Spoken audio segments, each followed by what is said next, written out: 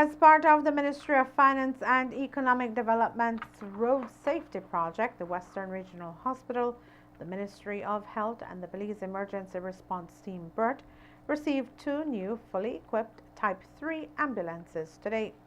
Financing for both ambulances came through the funding of the Caribbean Development Bank, which supports the government initiative to improve road safety in Belize.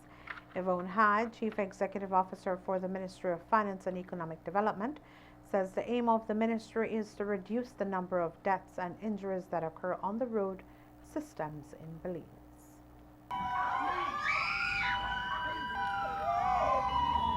Our aim is to reduce deaths and serious injuries on Belize's road system by 20% by the end of 2016. With these two ambulances, we will be better able to arrive on the scene of traffic collisions within the Golden Rule period. I just learned about that phrase.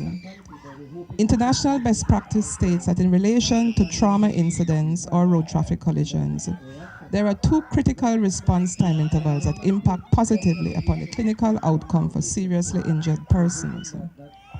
The first one is the golden hour. I think it's 60 minutes, it's equated to 60 minutes, which is a time interval from the incident occurring to the person receiving comprehensive care within a hospital equipped with the relevant diagnostic equipment and medical specialties. The second one is the platinum, and I think that's 10 minutes, which is a time interval between the incident occurring and the arrival of an emergency ambulance with appropriately trained clinical staff and medical equipment. The ambulances which you see here this morning constitute the essential elements of an emergency management system. Yvette Burks, the National Coordinator for the Belize Emergency Response Team BERT, expressed gratitude for the recognition by the government of Belize. In addition to our dire need for decently working ambulances to be able to effectively serve our community, today we feel gratified because our government, the CDB represented here by Mr. McCarville and Mr. DePini, recognizes our ministries in collaboration, Ministry of Health, Ministry of Finance, Ministry of Work, that we all need to work together to take care of Belizeans. And by Belizeans, I mean me. We have to take care of our roads. We have to take care of educating our Belizeans about what it takes to be safe and to take care of us and our fellow man. And we certainly have to take care of the post-crash recovery. Finally, it is recognized and appreciated, and this is testament to that fact, that we do understand the need to be able to take care of that first few minutes.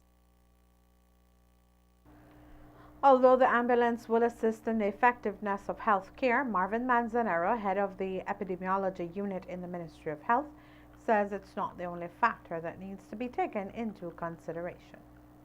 While we acknowledge the importance of being well equipped and well prepared, I think we also have to acknowledge that ambulances and health personnel are key elements in our response to accidents. But we can't shy away from responsibilities and the fact that there are other risk factors that are beyond health, that are perhaps responsibility of the broader collective. WHO talks about 5 risk factors that are particularly keen in addressing road safety. One is drinking and driving. 2 is issues of speeding. 3 is the issues of seat belts. 4 is the failure to use helmets or headgear for both cyclists and motorcyclists. And 5 is using child restraints in vehicles. If you notice, those 5 key factors are really not road-related per se, but are more personal responsibilities inside or attached to a vehicle. Both Type 3 ambulances were handed over fully equipped with all necessary pre-hospital care equipment.